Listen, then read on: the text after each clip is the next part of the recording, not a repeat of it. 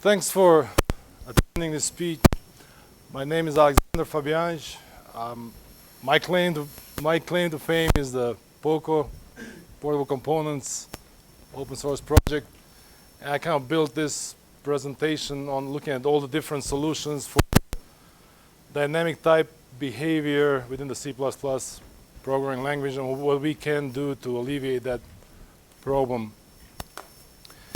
It's really about the abstractions, just like everything else.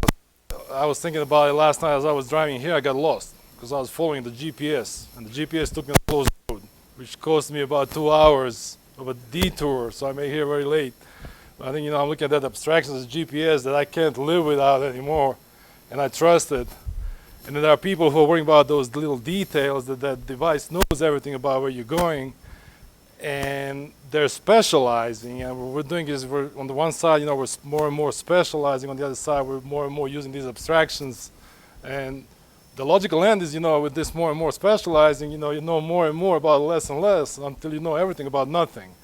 So that's pretty much, my take on this. It was a pretty rough road, but let's get to this topic here. People, when they see dynamic C++, think like, what the heck is this about? And of course, it's not about C++ dynamic language. C++ is a statically typed language. It's a strongly typed language with some weaknesses in its type system, which, as we'll see later, can be conveniently utilized and taken advantage of to actually create this dynamic-like behavior.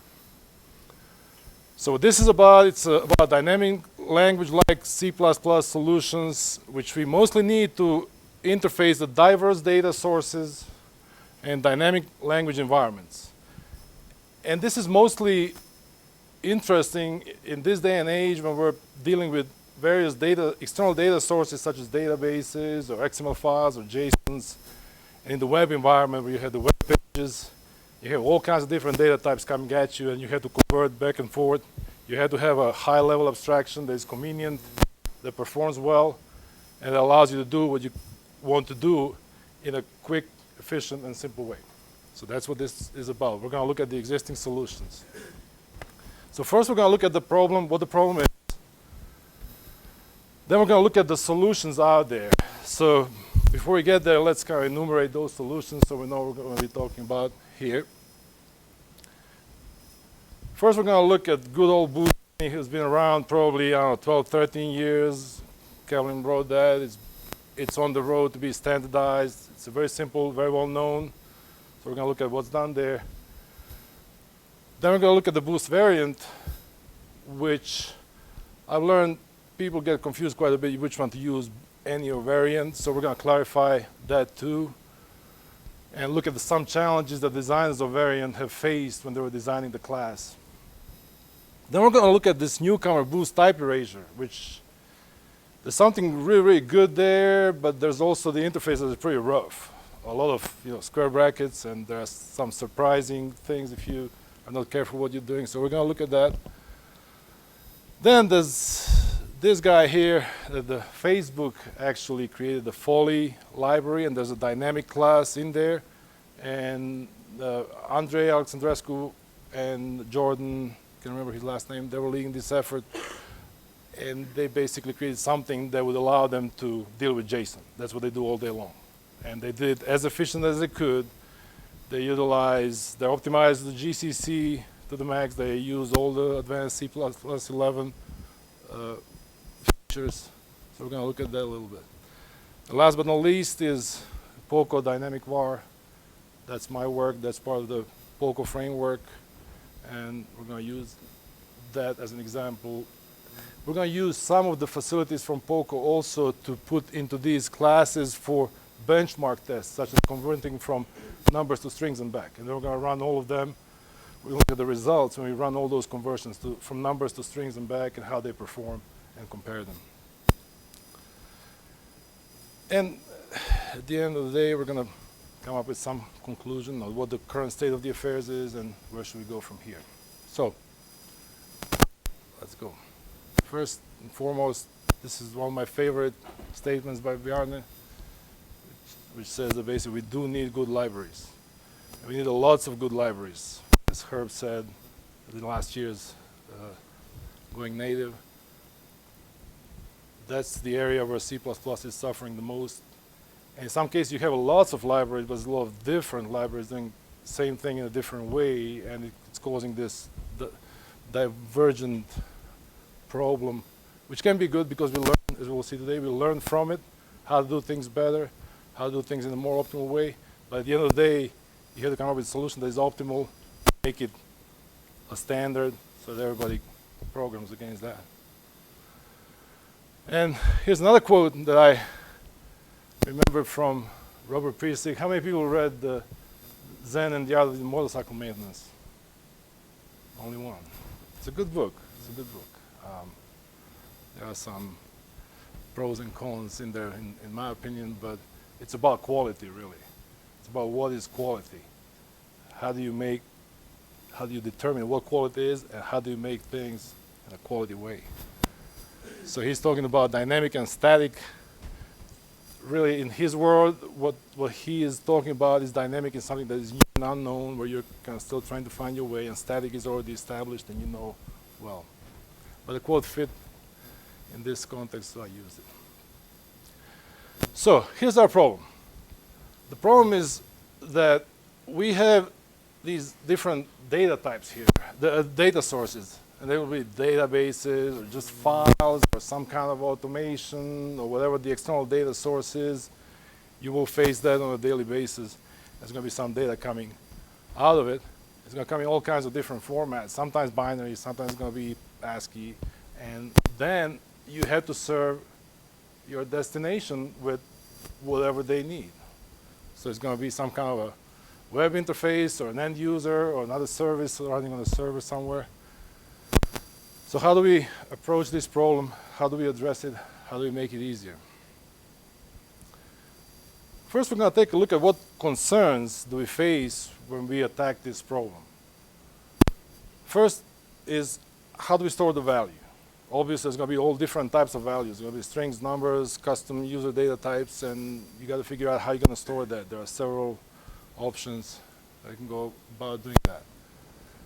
Then we'll want to do some operations on those values. Mostly they're going to be conversions, and mostly you're going to be doing conversions from numbers to strings, but there are also some other conversions that you may want to do, how to go about doing that, and what solutions are out there to help with that. Next is, of course, you want to retrieve that value somehow. How do you detect what's in there? How do you make sure that you retrieve the right thing? You ask for the right thing? How do different solutions approach that problem? Next, there's a runtime performance. Of course, that matters because if you involve too much cycles internally, then you're going to suffer the consequences of it and it won't scale. So you're dealing with the speed, and the other concern is how big is your solution? How much memory do you need to accommodate for all these different types? And what are the ways to go about dealing with that? And last but not least is the code size. How big is the end thing going to be? Because sometimes you'll want your code to be small. If you're dealing with an embedded environment where you're constrained with the memory, then of course you don't want that code to go out of control. Last but not least, there's an ease of use, and this one typically conflicts with the others. If you want to make it easy to use, then you will be suffering on the performance side or maybe on the size. So let's first look at the dynamic data storage strategies. How do different solutions store data internally? First and obvious is on the heap. You just have your void star, and you do new, and this void star is pointing to something, and then it's up to you to figure out at runtime what that something is. So you will suffer allocation overhead. You have to allocate the memory on the heap. And then later, of course, you have to delete that memory. Then there are solutions on the stack, and you can see these little notes here. And basically, the reason why I put notes, these are common ways of naming these solutions, but they're not really completely accurate, because when you say that the value is on the stack, you typically mean that you have internally inside your class some kind of a storage, and then you placement new it there, and if you instantiate that on the stack, it's on the stack. But if you instantiate your wrapper on the heap, then it's not on the stack. But we always call it on the stack, so that's why that node is there. And also about the union here, these typically use unions and placement new, and then unions typically have like a raw storage where you're going to placement new your thing, and then the other member is the alignment, usually where you deal with different platforms and the alignment of this storage. So the concerns here are the size, and then there's also the alignment concern, where you have to worry about in some platforms whether you're aligned, and you have to destruct on your own. If you placement new, then you don't get the benefit of automatic destruction. You're responsible to call the destructor. And then there's a hybrid solutions, also known as small object optimization, where you typically look at, okay, let me see how big this thing is at runtime, and then you make a decision which was predefined at the compile time. Are you going to allocate this internally, or are you going to allocate this on the heap? And with that, you will pay the runtime performance penalty, because you have to look at this value that you're trying to put in, how big is it? And based on that, the decision will be made. And then, of course, in the case where you're allocating it on the heap, you will pay the memory allocation price as well. So these are the notes on it. Dynamic data operations support. This is a tricky part. And mainly, how do you duck type this thing? How do you add operations to types? Like dynamic languages kind of can do those things in a language like C++. That's tricky, and Type Erasure does a pretty good job there. We're going to take a look at that solution. So when it comes to the dynamic data operation support, first we're going to be dealing with the type conversions, and you want to, all the time you want to convert from string to number and back and forth, but there are also some custom conversions that you want to do. And these type conversions can be static or dynamic. When I say static, some of these things you can delegate to the compiler. You can basically utilize the conversions that compiler provides you with, like if you are converting from short to int, compiler can take care of that for you. There is also a part that you want to do here at the runtime. If you're doing narrowing conversions, if you really want to be safe, then you probably want to check if that int that you're trying to put into short fits into those 16 bits.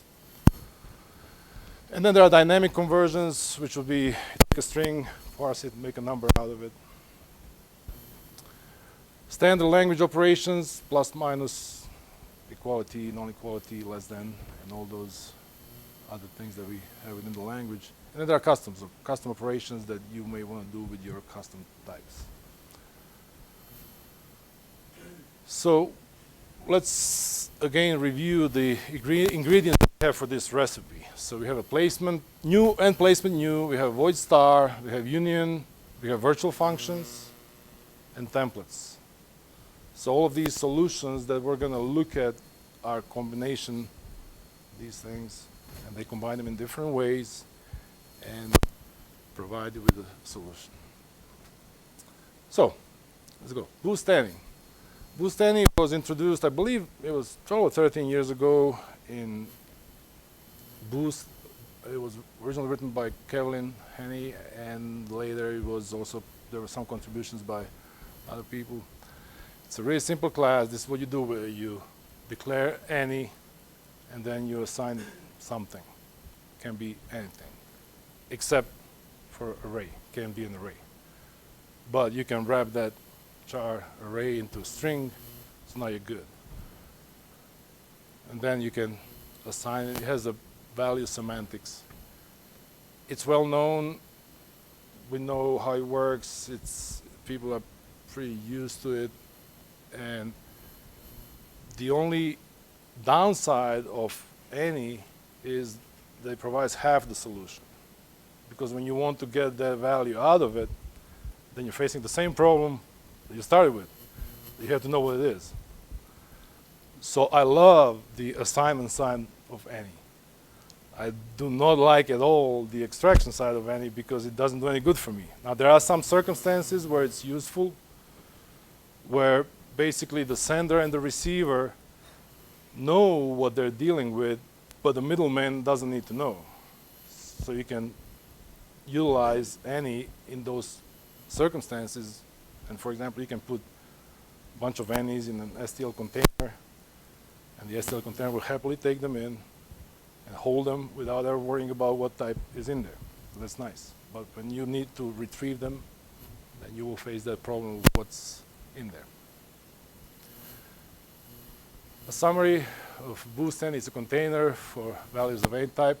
It does not attempt conversion between types at all. It will not involve, as a matter of fact, it is stricter on you than the language itself, because if you put in if you put short and you try to get int, it's going to throw on you. So it's not going to allow you to do that. So any type in a single container, it's a generic solution for the first half of the problem. It's a good solution, I like it. And we use any as a basis for the Polko dynamic var, but it addresses the half of the problem.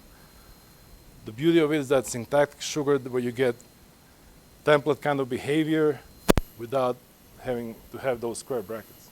Really looks nice from the syntactical standpoint. So this is how that is achieved. Basically, you have class any, and then what is templated is the constructor.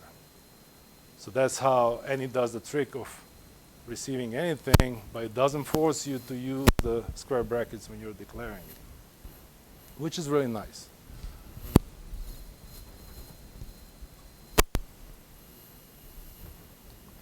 So what do things look like under the hood? Here's any, pretty much in a nutshell. There's a little bit more code there, but for the most part, that's it. So what we have here is the constructor we already looked at. Then we have a placeholder here, which is a parent, an abstract parent class for the holder itself. So we can see immediately that we're going to pay two things here in terms of performance, and that's going to be the heap allocation with the new, and then we're going to pay the virtual performance and for the virtual pointer. But altogether, it works pretty well. It's a well-known class. It works pretty well. It's a useful class for what it provides. So here's a use case for any. We can declare a container of any values, and then we can declare, say, a short and the string value, and they can both go to the container, happily live in there. Now when you try to do like this, you can't do this with any. Then if you try to do this, this will throw because the first member is not a string, it's an integer. Now this will work because you're extracting the second member, which is the string. This will work too because you're extracting the short. But then if you try to extract the integer, it won't go. It'll throw you again. In my opinion, that's a pretty significant shortcoming. But any dynamic on the receiving, but static on the giving end. That's pretty much the story of any. We have a generic container for values of different types. It's very simple to understand and use. It's useful when sender and receiver or caller and callee know exactly what to expect, but the middleman doesn't care, doesn't need to know. Receives the values dynamically, but gives them statically, conditionally speaking, not literally. It has the heap allocation overhead, and it has the virtual overhead of performance and size. Everybody good on any? Anybody has any questions? Sure. On the previous slide where if you had auto A equals the 0 of the behavior, what type would you end up with? Would you end up Any, yeah. Class any, or Any. what? If you auto A equals any of something, it's going to be any. Auto is just, I mean, auto is just, But if you use the any cast as an int, if if you any cast to int, then you will end up with int because that's what it returns.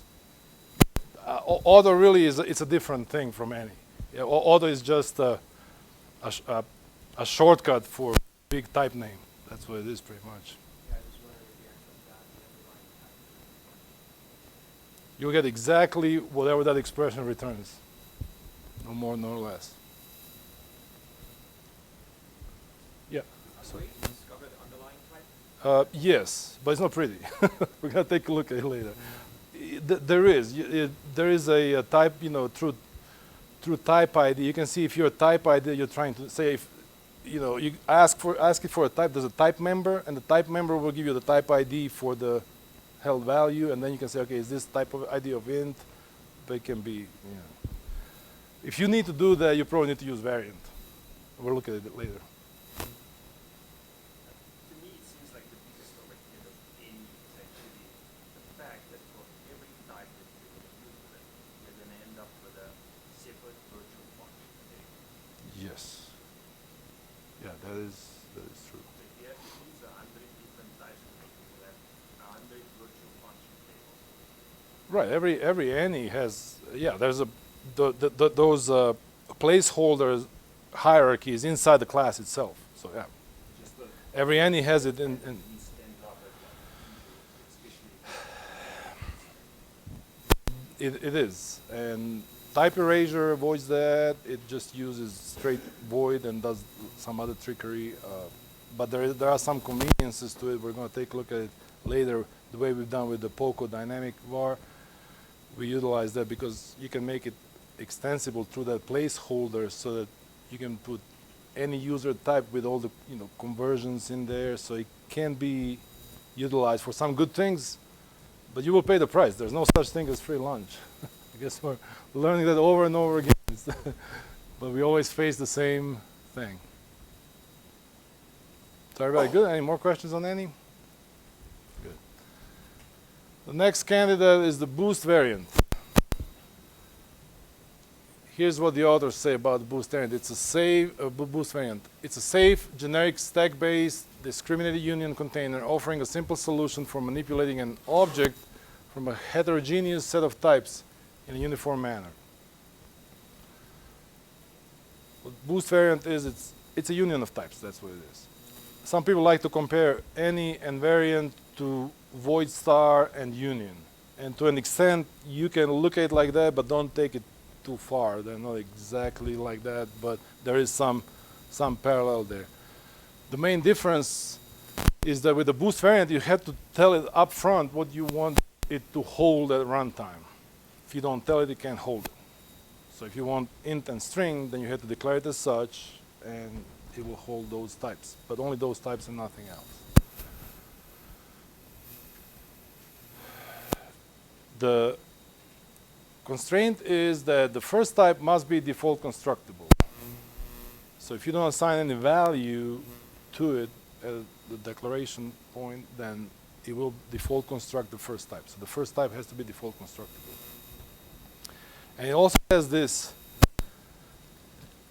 guarantee of being never empty. And that's really a hairy problem. We'll discuss a little bit more about it later. This is how you declare boost variant, integer and string. So it will default construct integer. You're going to have something in there. But then you can assign it a string. It'll happily take that, and it'll give you what you want when you try to stream it out. And you can use the boost get to get the string out of there. And you can do all the things that you could do with the string.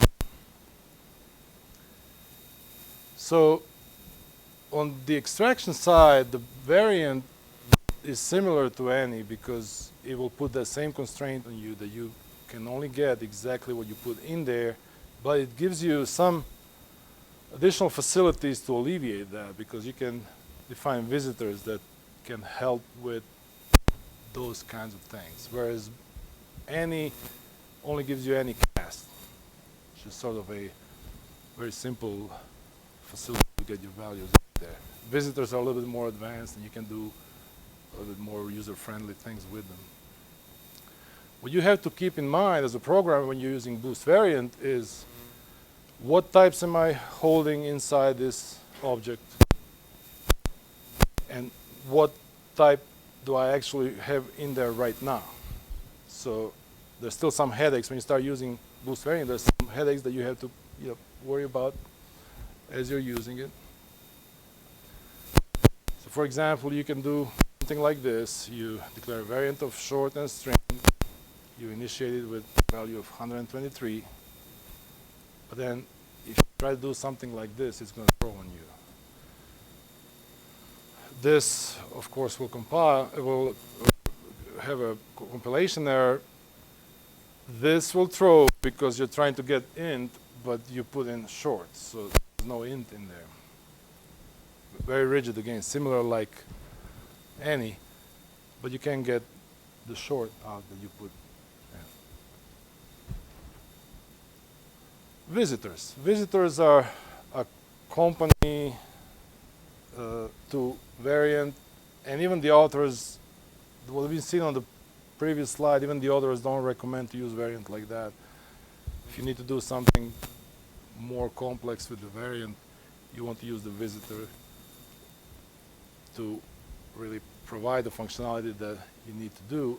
And that's where, in regards to discovering what type is in there, visitors are really nice with variant, because you can declare, you can define those visitors for the types that you have in there, and then do different things that you want to do with them. We're going to see an example of how to create a visitor for conversion between a number and a string. As we go through this presentation, we do that for pretty much every class but any, and then we will see there's some results of the benchmarks at the end, what that looks like when we run, how do they perform at runtime.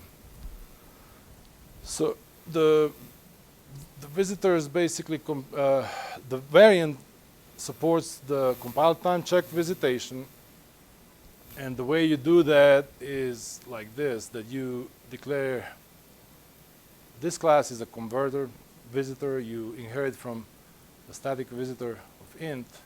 If you had an int and a string in there, you will have two visitors, one for int, one for string. And then for integer, you just return the same thing, but if you are trying to convert to a string, then you put a functionality in here to convert to string. This particular class is from POCO, and all the solutions for conversion for this presentation were done with the same class, so that everybody is doing conversion with the same facility, so there is no unfairness there in seeing the results. Behind this, behind the POCO number parser and formatter, we put the double conversion, which is also used by Facebook Foley. Performs well. It's a very good library. What's going to happen at runtime, this visitor will essentially, if you have a string, come in here, it's going to turn that string into an integer and give you the integer out. So that's how you would convert from integer to string using boost variant. This is what the code looks like. You declare variant of integer and string, you initiate it with a string, and then you can apply visitor with that converter, and you will get the right thing out of there. So now you will have 123 in here. That's typically how you will go about doing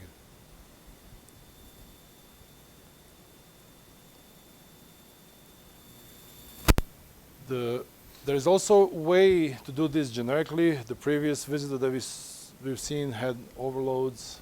We can also do it generically. Say if we just want to double whatever we have in there, then we do this. So whatever you have, whatever supports plus equal will be doubled. If it's a number, it's going to be double the value. If it's a string, it's going to be double the string. Not sure how useful that is, but in some cases it might be a valid approach. Makes things somewhat simpler. So that's what it would look like. That's what you would get.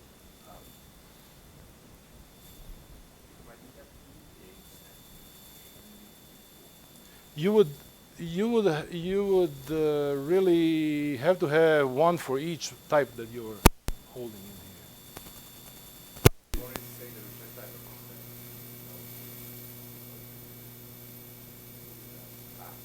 Oh, you just do it. You just do it. You just do it in here. So whatever operand you pass in here, but the thing is that what you pass in here, you will have to have a visitor because this thing can hold either a string or an int. So you will have to have a visitor for each one of those. What you're saying is, why don't you have void in here? Perhaps. I'm sorry? Why do we have to have E? You choose the return type, you can also write the set of the void and write the return type. You could. Yeah, you could have, if you wanted to have a return type, then you would want to have this. But if you don't, But you you can write return type, find the set of the type that takes the type E and we find return type or result type, I don't know exactly. You can use this to always be sure to use the correct return type in the operator. yeah, yeah.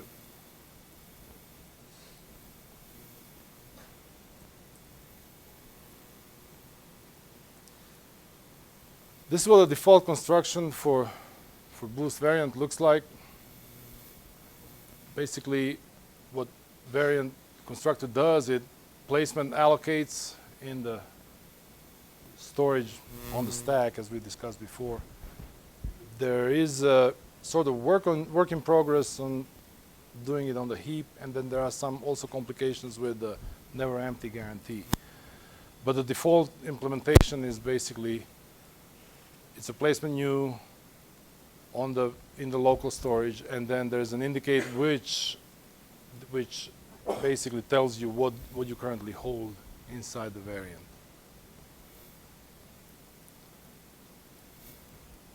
The constructor looks like this. So there's a convert construct with this dummy value here that is not used. So you pass the operand in there, and this is a flag that basically tells you whether you're doing this from just a user type or base type, or are you doing it from another variant. And then you indicate which, and then you initialize with the storage address and the operand. There's really two things there. There's that, I think that's on the next slide. That's what the storage looks like. So you have that which, two things. Which tells you which type you're holding in there. And then there is a storage itself, which is basically a storage T type. And the storage T type is a union of a buffer, which is the raw memory where you will construct your type that you're holding in there, and then there's an alignment. The address will basically just give you the address of your internally held type. The challenge that the designers of Variant faced with the never empty was I really wasn't part of the Variant design, and I'm not really an expert on the Variant. I just read through the code and I looked at the mailing list and what they faced and talked to some people that were involved there.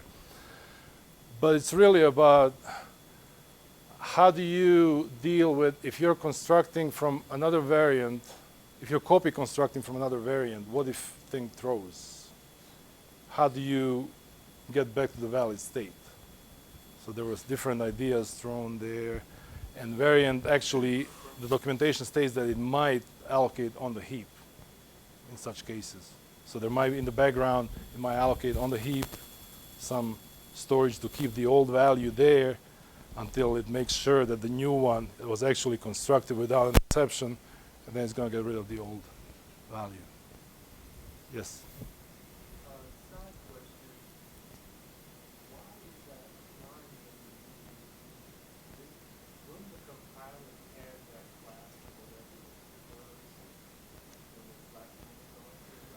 Yes, the question is about the alignment. Why is the alignment needed in the struct? In theory, yes. In practice, when you go to different platforms, no. Yeah, go ahead. It's needed because if you don't have the alignment, then it will only align to, it may only align to the size of the chair, which is 1. And if you have something that requires a larger alignment, So, that, then it's not, then it may be, then you may do this alignment. are you saying that it won't take the size into account? Not necessarily. It's not guaranteed to be aligned. I guess then that's even more accurate answer, that the size is not necessarily taken into account. The alignment will be just for the chart.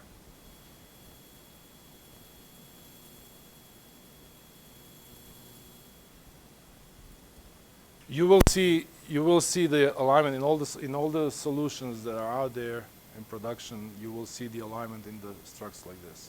They're always there. And it's even been, there's this STD align in C++11. So it's always, it has remained a concern.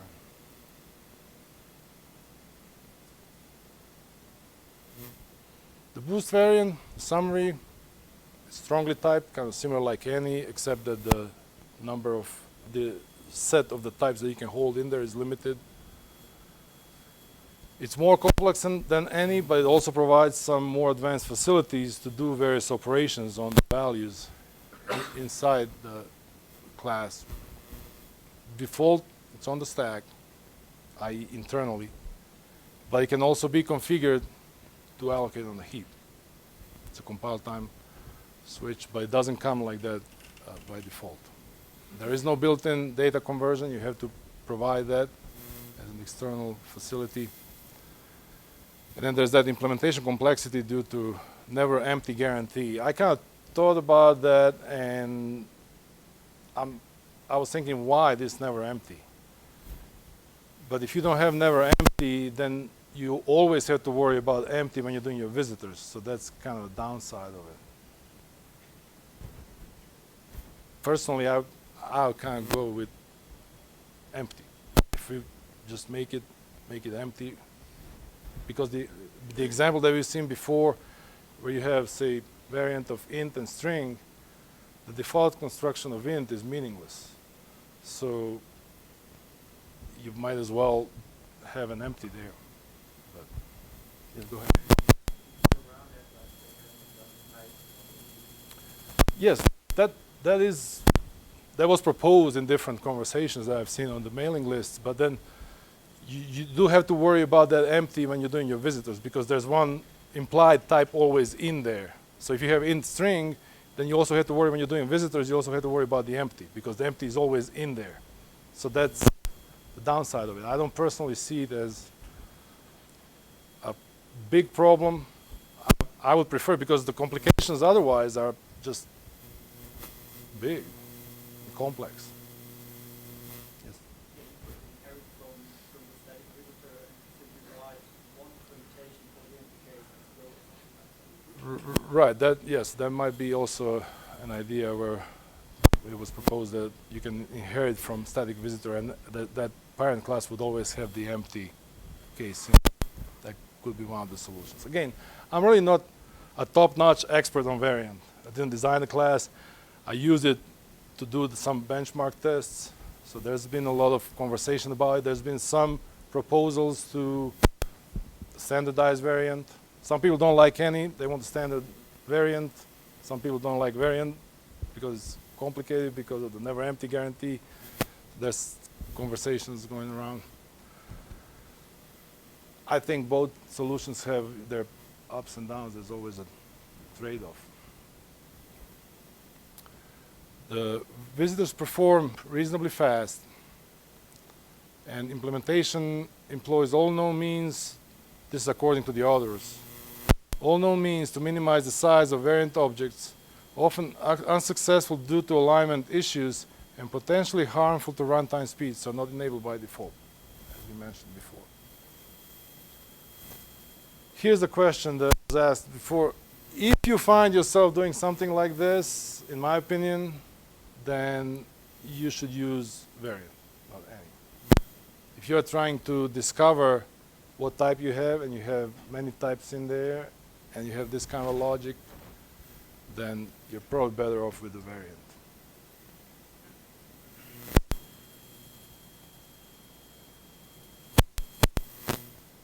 Before we go further, any questions on variant? Any comments? Everybody good with it? Yeah. One question. Sure. Is the variant class actually face the same problems with C++ 11 with in terms of the never empty guarantee?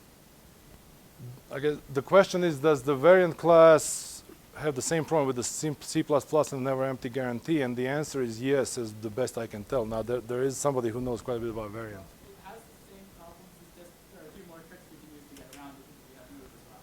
Right. Yeah. But it's But pretty much the this. problem still can't. Yeah, the problem is still there because you have that. You have this, and you want to replace it with something else that has to be constructed here. And if this throws, then you have to be able to go back to something that's good. That seems like a move without. Well, it does help, yes, but does it really solve the problem? I don't think so. So when you have a node for a move, then it saves. Yes. But so as long as you have a node for a move and you can detect the fact that you have a node for a move, you're okay. Right. In some cases, but that's true. That's true with some other. Yeah. You know, that was true before when you didn't have a move with some other types that you know they don't throw. So you have a type that won't throw on construction, then you don't have to worry about You need to annotate all the types with no throws. it. Yeah. Good luck with that.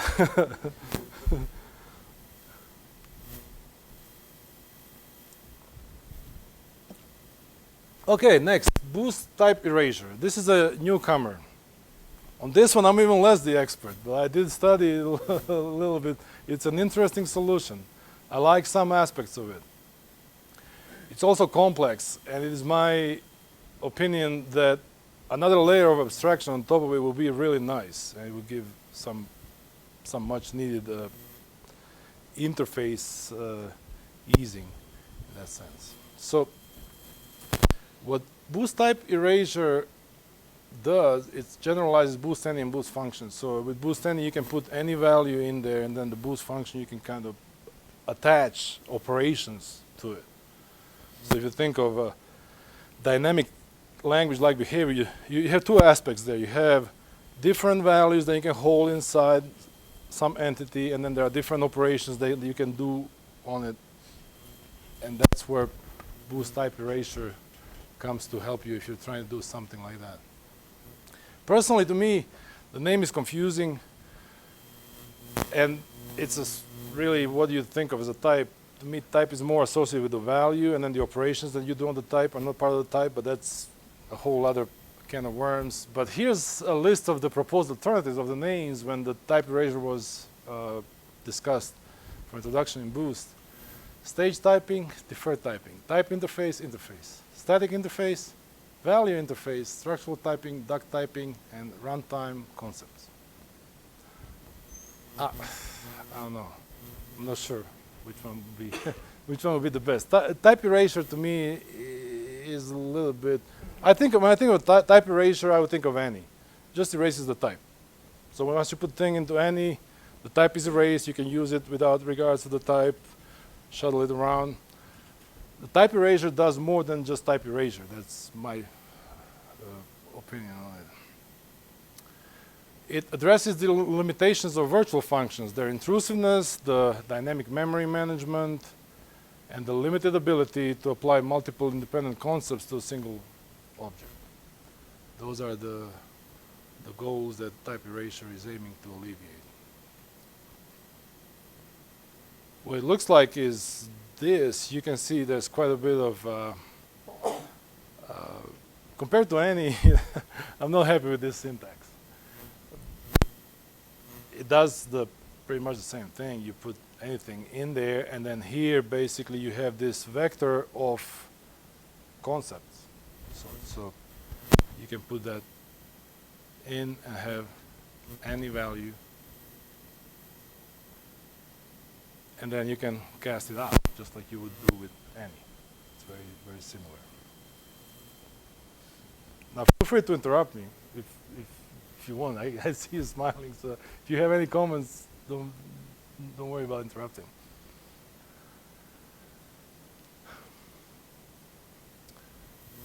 So how does type erasure add operations to that any type?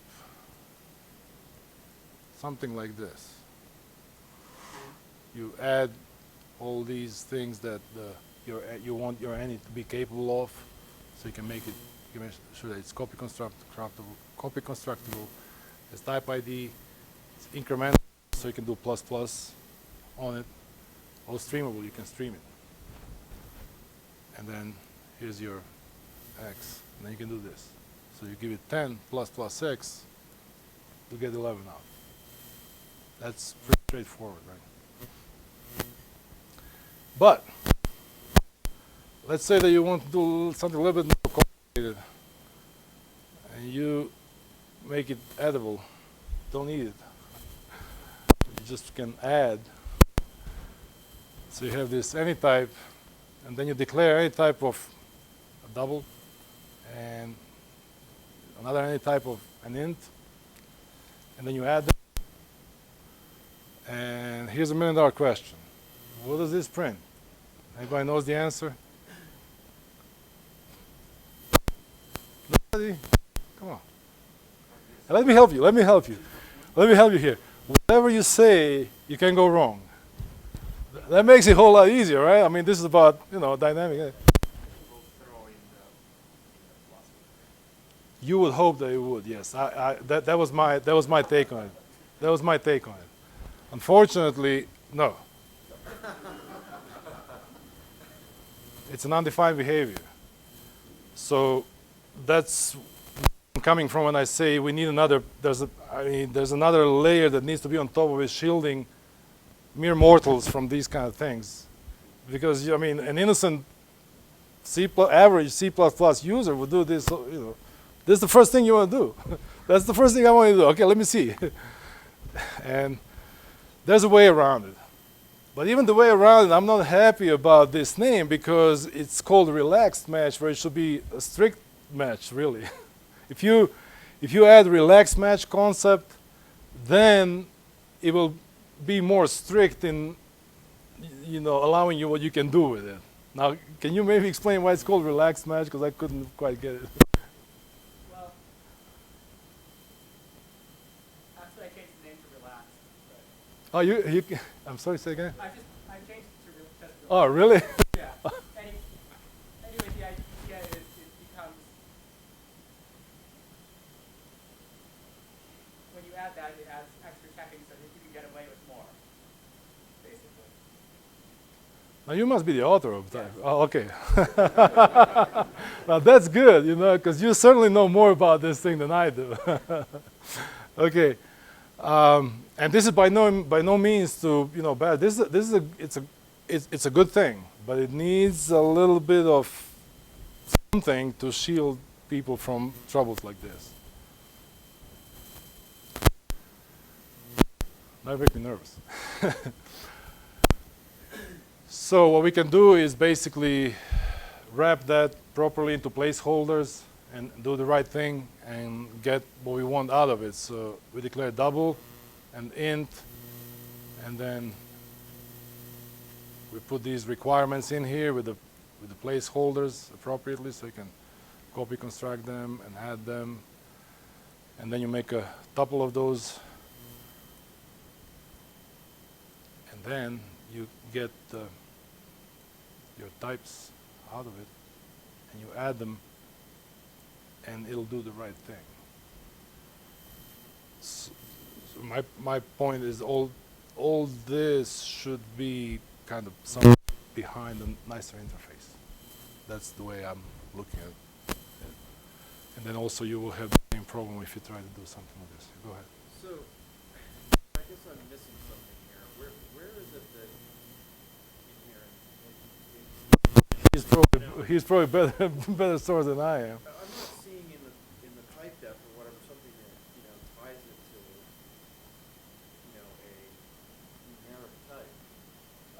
what happens is, in that type def, you can think of the underscore A and underscore B as acting like template parameters. Okay. Then when you create the tuple, it matches underscore A to the first argument, which is the double, and underscore B to the second argument, which is the int. Okay.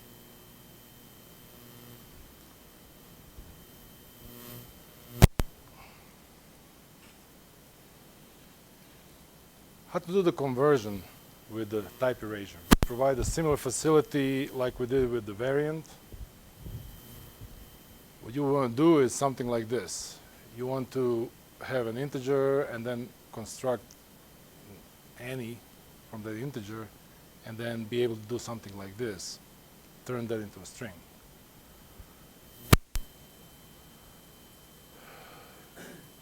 First, what you do in achieving that goal is basically you declare this toString struct with templated on the from and to type that you want to convert. And then you have this magic apply function in there that takes those from and to and turns from into to and then returns it. The other part of this scaffolding is basically a binding. We have this concept interface and you put that toString struct in there and then you rebind that and you have this toString in here that will do the basically just delegate that conversion to the original one. The way to use that thing is like this. So you say type def any of toString and you call that stringable. You declare an integer, you declare a stringable from that integer, and then you call toString and you get the right thing. So this will actually do the right thing. This will put 1, 2, 3 into your string. Any critique on the approach? That's basically how it's can you go back a couple slides? Sure. This one? Yeah. I just wanted to point out that since this is a really common mistake, you have a try graph and that's Oh, okay. Good catch. Good catch. Thanks. I must have picked it up from somewhere. Yeah. But good catch. Thanks. It's a really easy thing to do. Obviously. Yeah, I'll fix that on the slides. Thanks.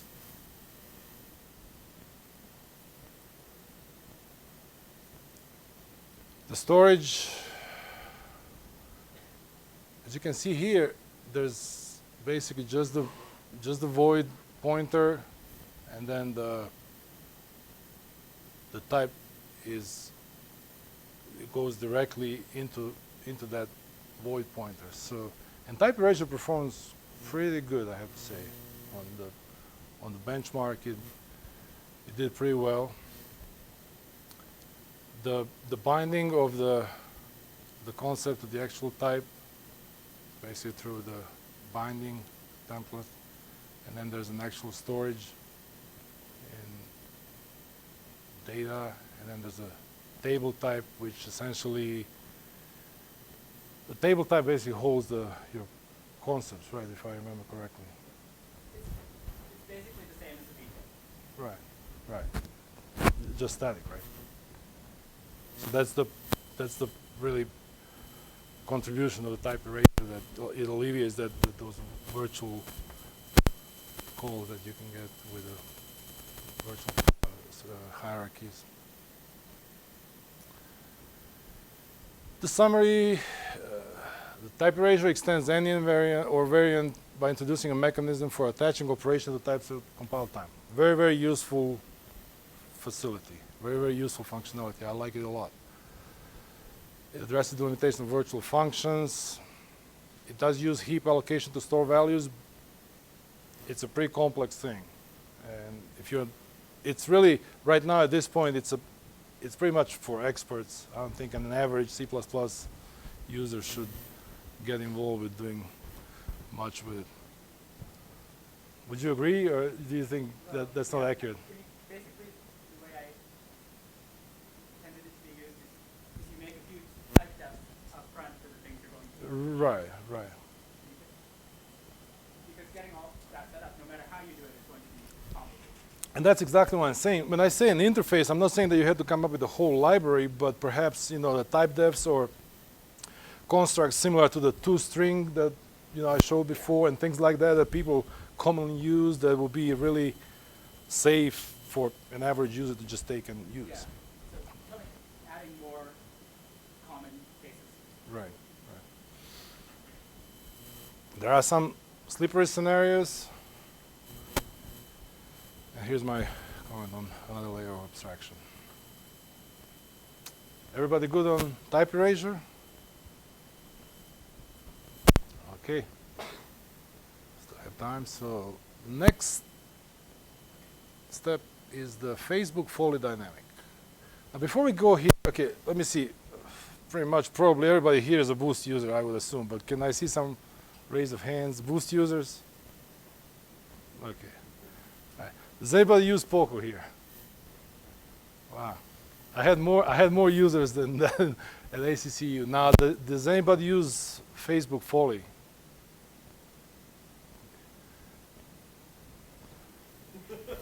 Anybody who never heard of Foley? Wow. Okay, so I'm doing some. Anybody never heard of Poco?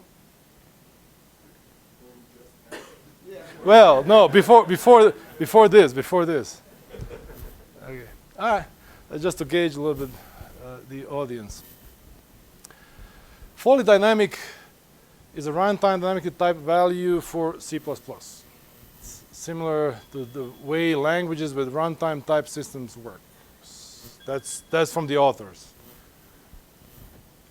It'll hold types from a predefined set of types, so it won't hold anything. There's a union there with the int double and all those things. It supports objects and arrays because JSON was their motivation, so they have those dynamic object and array types. It's union-based, somewhat reminiscent of Boost variant, sort of similar to it. It has runtime operation checking, so you're pretty safe into when you do things that the engine behind it will check what you're doing. It's Linux only.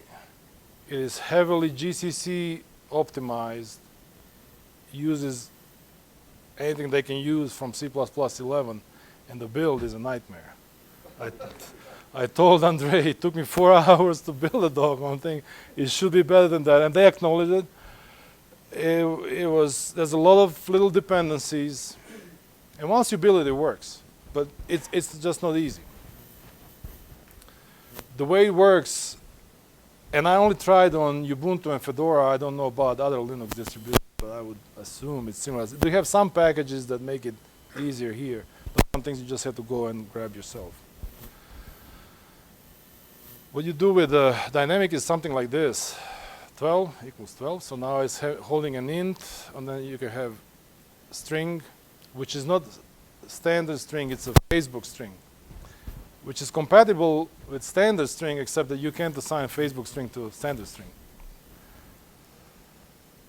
There's a support for null pointer, Boolean, all those good things that you will see in a dynamic sort of language. Once you build it, it's good. I like it. I just hate the build process. It has a clean, intuitive, and reasonably predictable interface. I would say it's very user-friendly. If you're C++ newbie or average user, you won't end up in trouble with Foley dynamic. You can do things like that. String of 1, 2, 3, and then you can do var of string. Then you can get it out as int. You can get it out as double. Then you can assign it an int. Then you can get it out as string, but if you want to assign it to standard string, then you have to go back to C string. This is a Facebook string. So Facebook string, because it's compatible with a standard string, you can do this. But you can't directly assign it because standard string doesn't know how to assign a Facebook string. So it will throw if cannot perform the numeric conversion. It will throw, yes. I believe it will throw. I'll have to check. I believe it will throw. I'm kind of almost safe, almost sure. So, in this case, it's not, I mean, you declared str as std string, and you're saying that it's making underlying storage for Facebook string, even though you, Yes. Yep. You can assign a standard string to a Facebook string. You just can go the other way around because the standard string doesn't have the constructor for it. yeah, well, I'm just, it's kind of, well, maybe you're gonna get into the internal, but it's surprising that it would take on the type that you're putting in. Which one exactly you're referring So to? the first line there is std string, right? Then you Yes. assign it to var, Yes. but somehow it's reducing and making it a Facebook string. Yes, yes. The reason why they did the Facebook, and I'm not speaking for them, and I didn't really investigate too much, but it has to do with the performance. They've done something with probably, I would think, some sort of small object optimization or something that makes it perform better. I mean, they have billion users. I'm sure they have good reasons to make it perform. So.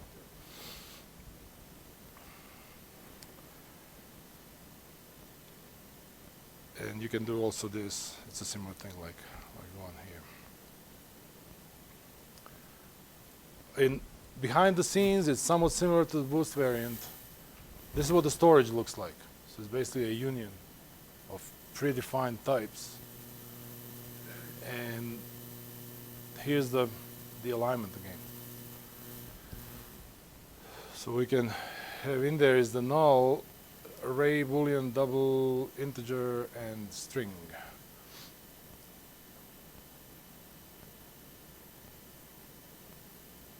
The way how you get the stored type out of the dynamic is basically, for example, if you look at that as string, it will give you the Facebook string. Obviously, as impl that they're using here is this template function. So it's going to look into what it is and then do the right thing. They try to get no throw. So the answer to the question is you're going to get null, not you won't throw. You're going to get null if you can't do it. Let me see. Okay, let's take a look at it. And the get no throw here is going to compare the type, and if the type is no good, it's going to return the null pointer. So you're going to get the null if you can convert. It won't throw. It will be a dynamic that's holding a null. You try to do the conversion, and if it doesn't go, you're going to get back the dynamic that's holding a null. That's opposite to like what we do in Poco, we throw. If we can't convert, we throw. Can you go one slide back? Sure. Two functions over there. Which one? There's a function. Yeah, we're gonna get to that. Those are the Not two. throw them. Those are the functions that are in the two header. I don't think that's throw no. But I would really have to check. How can you return a null in a dump? You can return. You can return it. Oh, you're asking if you're. So were you asking if you're assigning to a dynamic or if you're assigning to just a plain old type? I wasn't even concerned about assignment, just in terms of extracting it, whether if that gives a bad cast or if it's the wrong. Yeah, I will have to take a look for that case. If you are converting to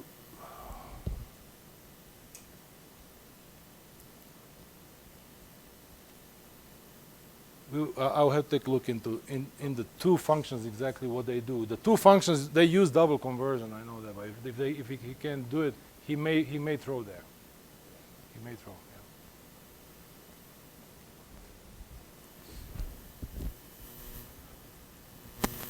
So this is what the get no throw looks like.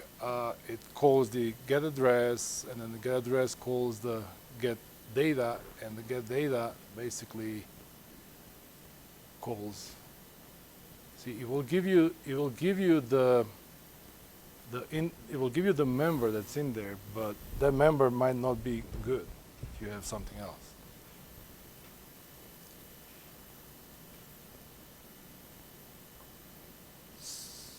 So basically, this is where you shield yourself from that you don't end up retrieving something that is no good. If you're holding a bool and trying to retrieve an integer. The conversion is actually in the two functions, and it was just too big to put it here. It was written by Andrei, and I had to take a look exactly how those functions behave. I'm not 100% sure, but I do believe they do throw. And the behind the scenes, it's using the V8 double conversion. Supports arrays and objects, so you can do things like iteration, and you can do things that it's kind of similar like what you would do with the JSON. Can you explain what V8 double conversion is? V8 double conversion is part of the V8 is the JavaScript engine in Chrome. The double conversion is the library that is inside the V8, but is also available. It's a Google library. It's also available as a separate library for conversion to numeric, to and from numeric types. So it's basically, it's that hairy problem of if you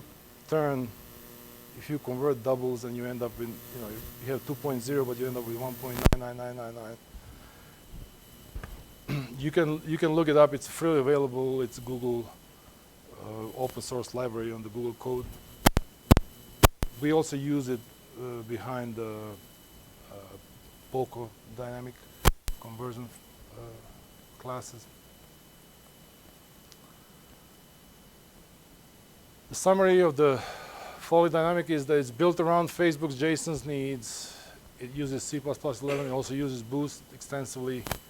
It performs very well, and in my opinion, has a really good design performance balance where you get these nice interface, but it also performs well. User-friendly interface. It is not portable, and that's probably the biggest downside for that class, that it's Linux only. It's holding only predefined types. It's hard to build. Sure. You know, like the reason why it's only because GCC has these C++ features that Microsoft are developed, or is it really GCC or really GCC? The question was whether Foley Dynamic is Linux specific because of the Linux operating system or the GCC and its support for the C++11. I really am not qualified to answer that, to be honest with you, but I can answer that. I think it has more to do with the C++11 or the C++, because I backported only dynamic to like real C++11, but it's cutting out all the variables and stuff and the stuff. But it's basically the C++, or that part of C++. It might relate it might. I think what it supports I would think that the guys at the Facebook, they do what makes sense for their business. They run their business on Linux with GCC, and that's what they do. That would be my take on it. But again, I'm not speaking for that. I'm just presenting on what they've done. And then second question, how easy is like standalone, how easy is how can you add it to the system? Does it drag in a lot of other Facebook classes like the string and exception and some typing for the I believe the Facebook string is dragged in. Yeah, it's dragged in Facebook string. They also got a thing called conversion, which is a bunch of stuff that it drags in. So, I'm not sure it's dragged in that. They have their own thing. Right. So the question was how difficult it is to use as a standalone class, and the answer is that there are some Foley classes that are dragged into the dynamic. I'm not really sure. For a fact, we know it's Facebook string, perhaps Facebook vector, how many other things. I had to build the whole Foley in order to run this. So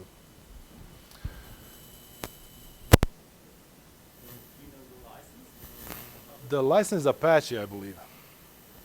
The license is Apache. And from what I'm seeing is Facebook will drive this in the direction where they want it to go, and if there is enough interest to port it to other platforms, they'll probably be happy to see that, but I don't see a lot of effort from them to make that happen so far. And it's been out for probably a year, I believe, since they open sourced that. So. Next, Poco Dynamic Var used to be called Dynamic Any. We put it in the separate namespace. It's based on Boost Any pretty much. So what you will see in there is Boost Any foundation, and then that extraction side is elaborated on, so you can do things like similar to what you've seen with the Foley dynamic. It aims to be a general purpose dynamic typing facility. It balances between performance and ease of use. It provides transparent conversion, and my beef is just the STD string where I can't assign my var to STD string, because depending on not only on the compiler but on the compiler version, your STD string will be confused whether to take it as a STD string or a char star. And really then you have to do two string, then it's going to do the right thing. Trying to typecast it, I played a lot, and it just, you're safer to do it as string. Everything else is kind of, you can assign things to each other, and we'll see later examples in the code. The conversion is checked, so if you try to convert, say, an integer to a short, and this is bigger than what will fit into a short, it will throw. So it will use the compiler facility to convert it, but if it's too big at the runtime, it's going to prevent that from happening. And then it has the capability to hold any type, and it is extensible for user-defined types through holder specialization. So it's basically pretty much the holder that you've seen in any, but it's been elaborated on a little bit so that you can provide your own types and your own conversions for those types. There's an optional small object optimization, but it's still very much a work in progress. It's not coming with the releases by default, so we're not quite there yet. The tests that I've done, I have not seen a whole lot of improvement with it. More on 32-bit than 64-bit, so I just had to find a little more time to work more on it. Here's what it looks like under the hood. You will see immediately that it's reminiscent of that any class.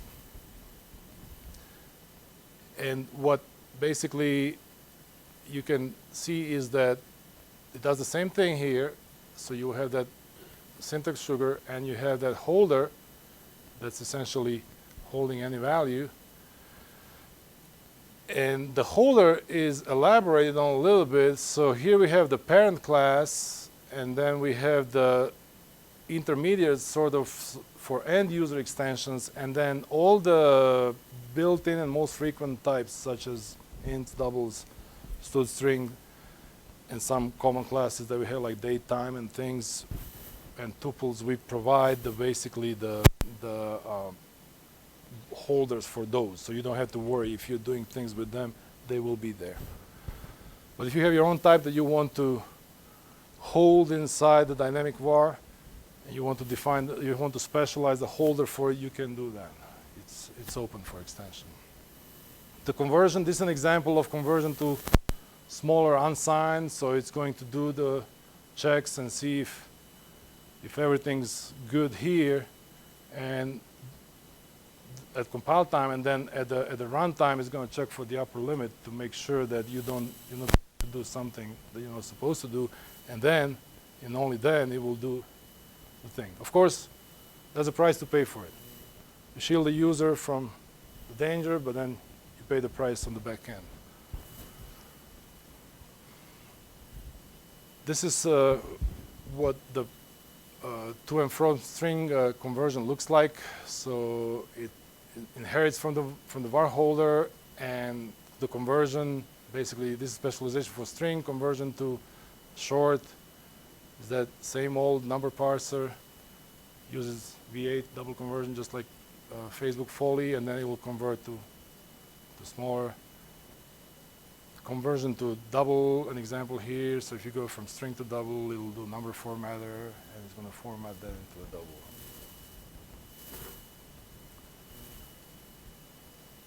This is to and from number, similar thing, 16-bit integer to 32-bit, check for smaller, 32-bit to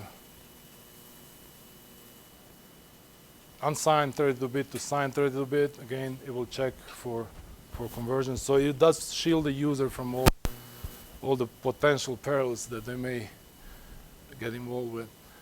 And then there's extract, which is basically an equivalent of any cast. If you know what's in there, you can just get it out there and not go through all the discovery.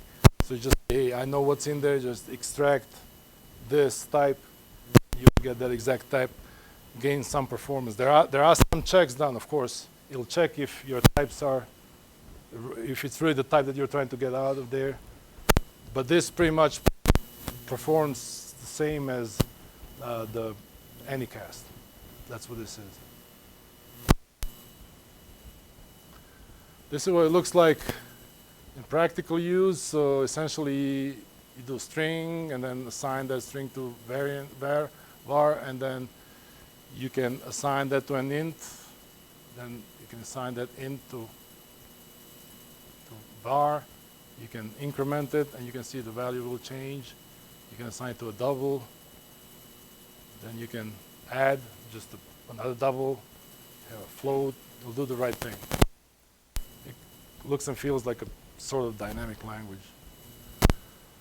There is also a dynamic struct similar to Foley object, where you can do things like this. Here's what I was talking about before. If you are constructing a string, then you have to explicitly say toString. The other way around, you can assign toString to a var without any kind of conversion, but here you have to say toString. So that's the only kind of thing that I don't like, but it's not that big of a deal. If you want a little bit more performance, you can template your struct on a pod. So you have keys here as integers.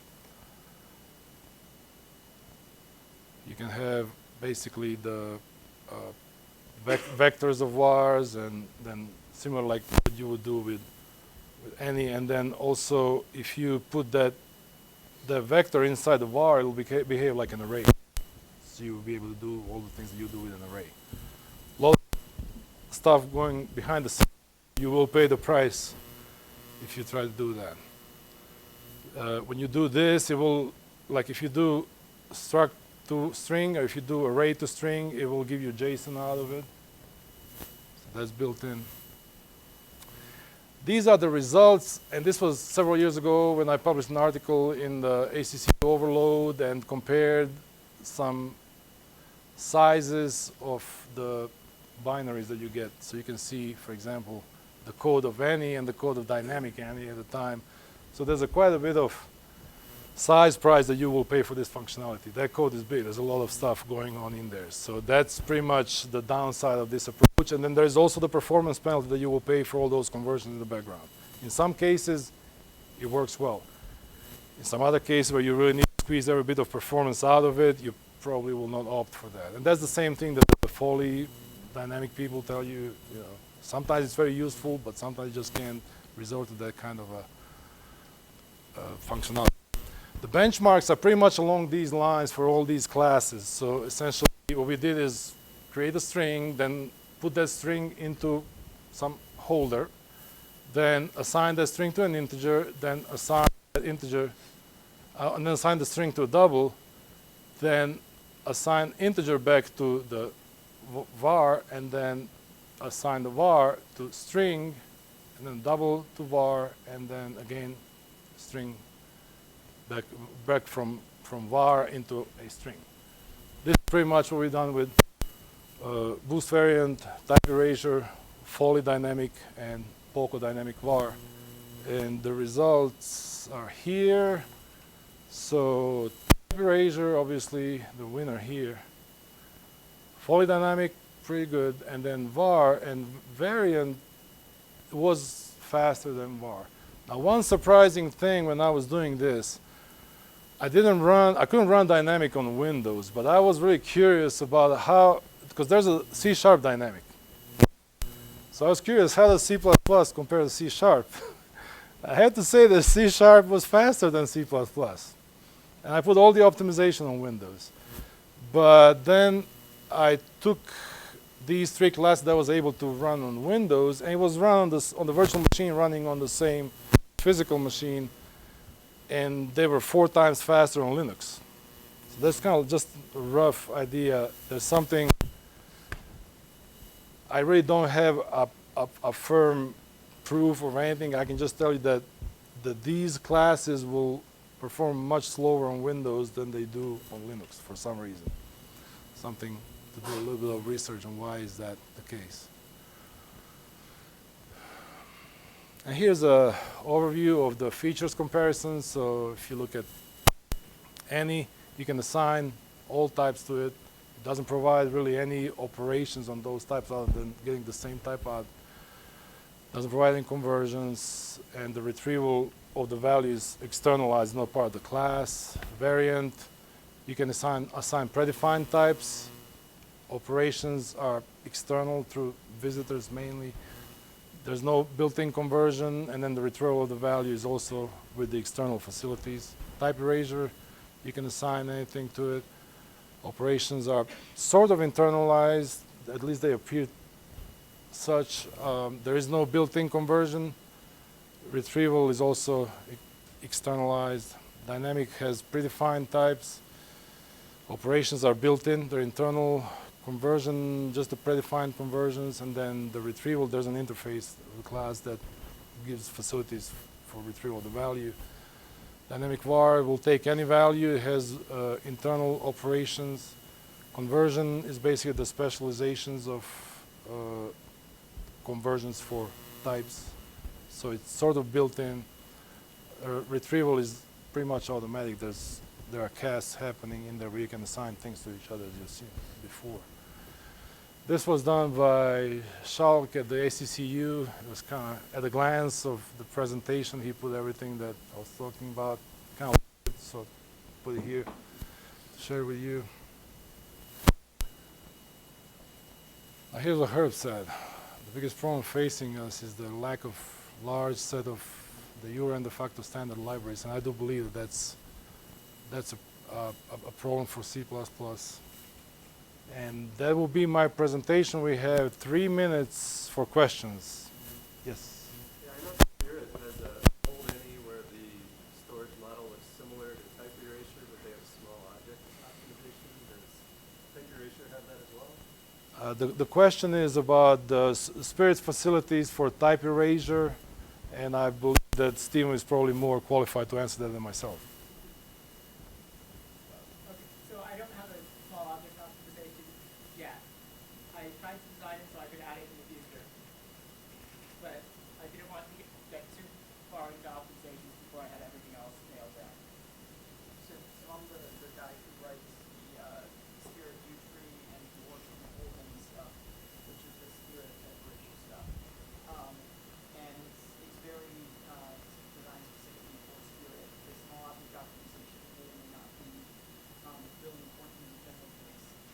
Meet very specific design requirements for those constructs. The design requirements of any parts of them.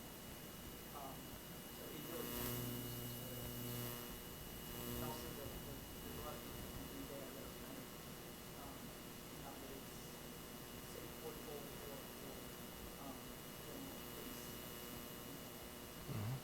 Yes.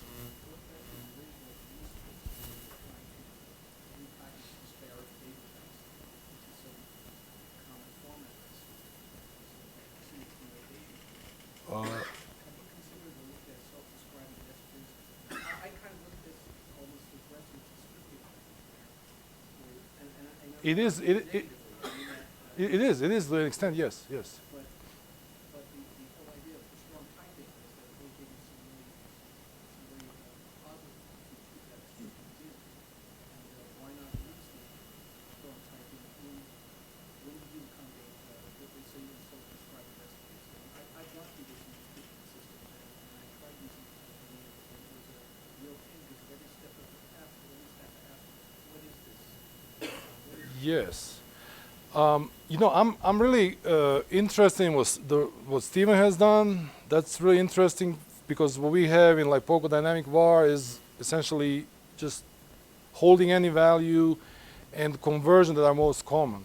But then how do you add custom operations on types and things like that? That's very interesting to me. And based on your so your question was, do we look? Are we playing? It's almost with partly rhetorical, partly already with Resi, but partly also should be really looking at self-describing messages. So it's extending from ideas of I mean, the question is, should we be looking at the self-describing messaging?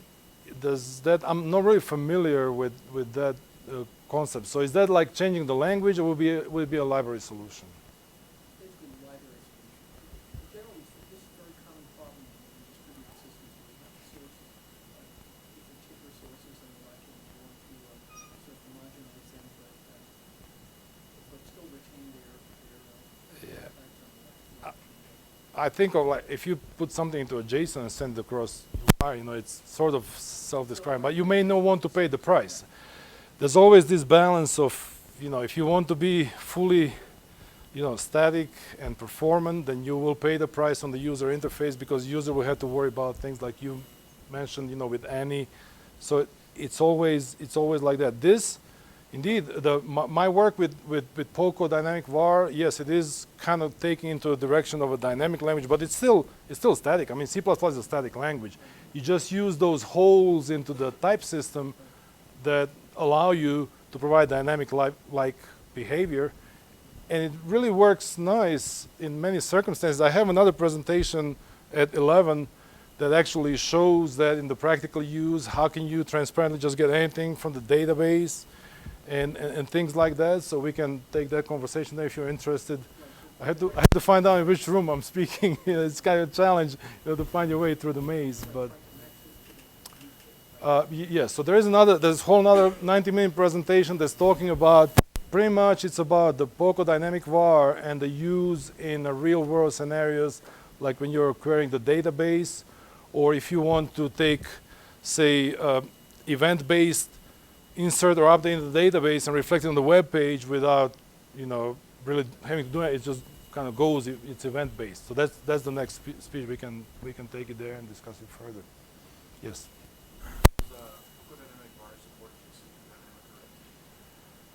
Poco Dynamic var supports JSON in a very. It's a question. How much does Poco Dynamic var support JSON? Does it support the JSON arrays and objects? Right? Is that where you?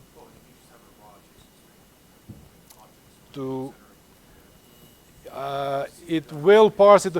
Let me put it this way: the JSON support within Poco Dynamic var is very rudimentary, but we have a JSON library which uses dynamic var extensively. So that's where we kind of put focus on JSON.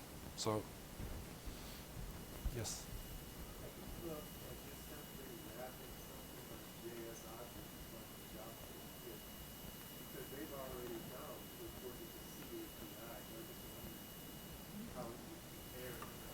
Yes.